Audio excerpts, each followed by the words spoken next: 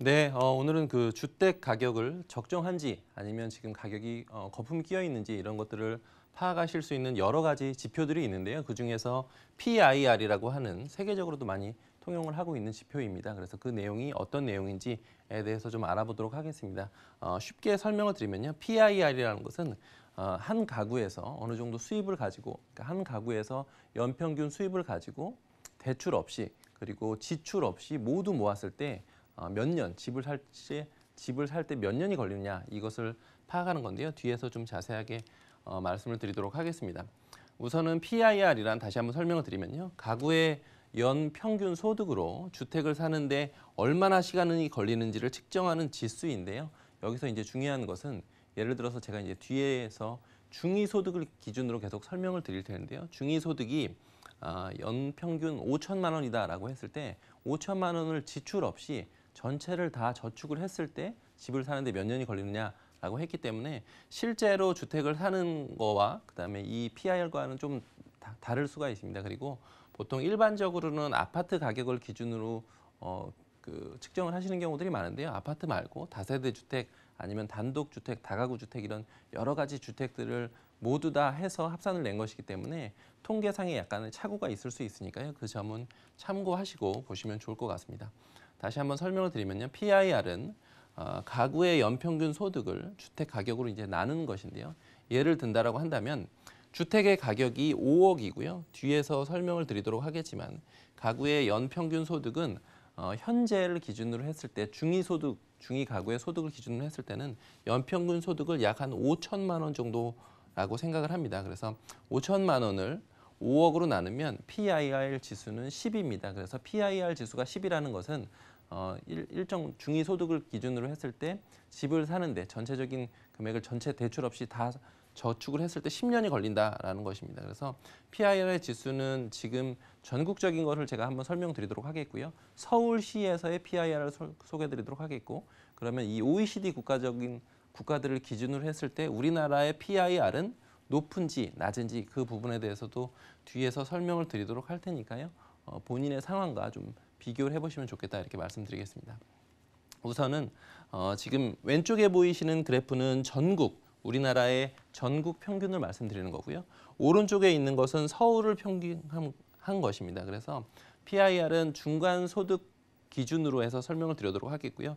이 자료는 2019년 3월에 통계청에서 발표한 자료이기 때문에 지금을 기준으로 했을 때 약 한 1년 반 정도의 기준입니다. 그래서 아마도 제가 예측을 하건대 지금의 PIR은 집값이 지금 좀 많이 올랐기 때문에 지금은 PIR이 이거보다 더 높을 수 있다. 이것을 참고하시고 보시면 좋을 것 같고요. 지금 여기 있는 수치들은 단위 기준이 다 10,000원입니다. 그래서 전국으로 봤을 때 4,977만 원이라는 것은 전국의 중위 가구가 연평균 4,977만 원을 벌었다는 것이고요.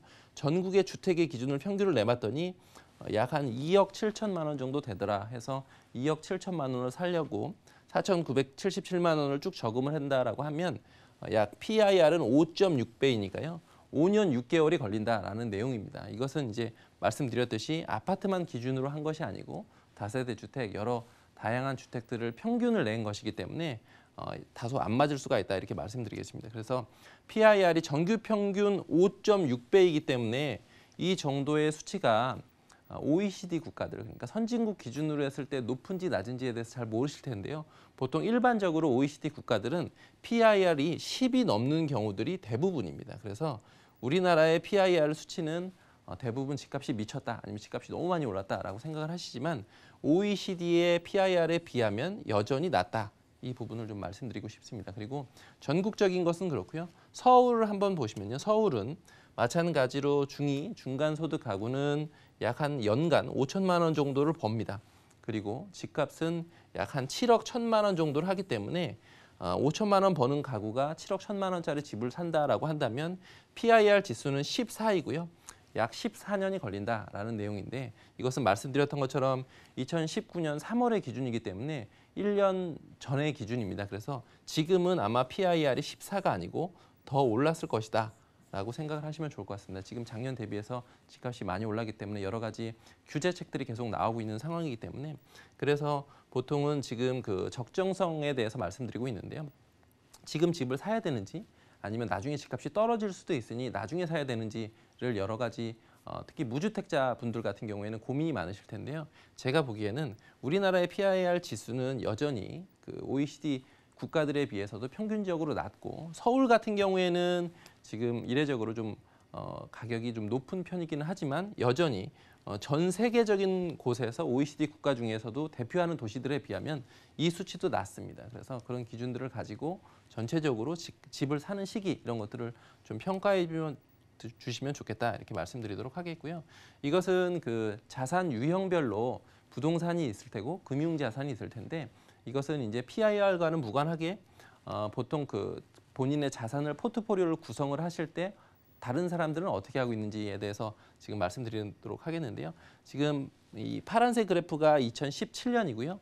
붉은색은 2018년입니다. 그래서 2017년 대비 2018년 금융자산으로 봤을 때는 마이너스 0.7% 정도가 감소를 했습니다. 전국적으로 평균을 말씀드리는 것이고요. 지금 여기 오른쪽에 있는 것은 실물 자산 대비 부동산 자산의 비중을 말씀드리는 건데요. 2017년 대비 2017년에는 69.4%였고 그다음에 2018년에는 70.2%였는데요. 0.8% 정도가 부동산 자산을 구성하는 비율이 좀 더 높아졌는데요. 아마도 2018년에 이렇게 됐다라고 한다면 지금은 부동산 자산의 비중이 더 높아졌을 것이다. 2020년에는 더 높아졌을 것이다. 이게 예측이 가능하고요. 실제로 지금 금융자산에 비해서 부동산 자산이 훨씬 더 최근에는 많이 올랐기 때문에 본인의 포트폴리오를 구성함에 있어서 부동산 자산을 얼마를 구성해야 되는지 그리고 금융자산을 얼마를 구성해야 되는지는 이 표를 보시고 보통 일반적으로는 이렇게 투자를 하고 있는데 나는 어떻게 해야 되는 것인가 이 부분에 대해서 좀 생각을 해보시면 좋을 것 같습니다. 오늘은 지금 부동산 가격의 적정성 지표를 측정하는 여러 가지 기준 중에 하나인 PIR에 대해서 말씀드렸는데요. 정리를 하자면 전국적인 평균은 5.6, 그래서 5천만 원 버는 가구가 약 한 5년 6개월 정도 걸리면 전국에 있는 평균 집은 살 수가 있고요. 서울 같은 경우에는 PIR이 14기 때문에 5천만 원 버는 그 가구에서 그 7억짜리 집을 살려면 한 14년 정도 걸리고 특히 서울의 아파트 가격은 아시겠지만 10억이 넘는 경우들이 상당히 많기 때문에 서울의 아파트를 살려면 PIR 수치는 훨씬 더 높아진다. 이 기준을 가지고 내가 집을 언제 살지 시기를 좀 조율해 보시면 좋을 것 같습니다.